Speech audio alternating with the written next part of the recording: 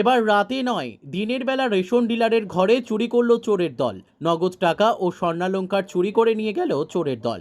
ঘটনা মেলাঘর পদ্মা ডেপায়। ঘটনার বিবরণে জানা যায়, মেলাঘর থানাধীন বানিয়াচড়ার ration dealer Dilip Das ration থেকে দুপুর 2টার দিকে বাড়িতে এসে দেখেন তার ঘরের দরজার তালা ভেঙে ঘরে প্রবেশ করে চোরের দল। এরপর শোকেস ভেঙে ৭৬,০০০ টাকা সহ স্বর্ণালংকার নিয়ে যায়।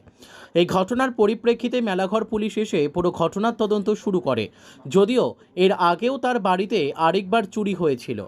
ওই তো সকালে 7টা 20 মিনিটে আমি বাড়ি বন্ধ করে আমি এই বাড়ির জায়গা যাই রেশন চালাইয়া এরপরে বাজারের দিকে বাজার থেকে এই বাড়িতে স্নান টান করে একটু বিশ্রাম করে আবার জায়গা তো আজকা বাজার থেকে ঘুরান দিয়ে দেখি আমার ঘরের তালা ভাঙা, এই টাকার ডয়ার ভাঙা।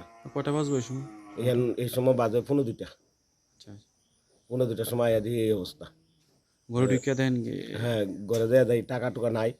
এরপরে আমার ডয়ার ভাঙ্গা লাইছে, এরপরে গেটের তালাও হেসকু দিয়ে কাটটা লাইছে, কাটটা এটি লয়ে গেছে। কি কি নিছে? নিচে ৭৬,০০০ টাকা নিছে। আর ওই লাল চুরির মধ্যে বন্যা আসলো 6 আনার মতো, এটা লয়ে গেছে। আচ্ছা, এই বিষয়ে আপনার কারো সন্দেহ হয়নি এই বিষয়ে? আমার মনে কোনো সন্দেহ টন্দেহ হইতাছে না, আমার তো জানা মতো আমি কেউ দিই না। থানারে জানাইছিলেন? হ্যাঁ, থানারে জানাইছি, থানা আইন করে গেছে। ঠিক আছে। তারা কইছে যে সন্দেহ হয় কিছু নাম দেওয়ানোর লেগে। বিগত দিনে আপনার বাড়িতে আর কোনো চুরি হয়েছে নি? বিগত দিনে চুরি হয়েছে, 5-6 মাস আগে একটা মোটর চুরি হয়েছে, নিচের থেকে লয়ে গেছে। Bureau report, news daily Bharat.